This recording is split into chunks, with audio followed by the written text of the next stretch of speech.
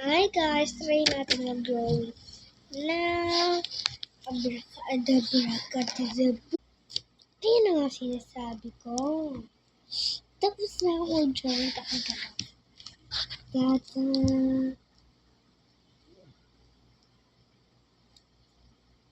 Ayun guys, sa aming house.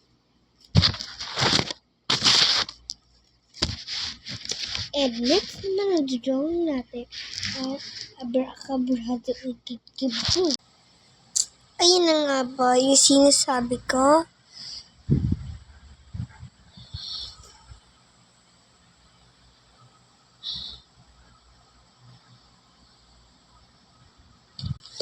Nakatanginig ba yung drawing ko?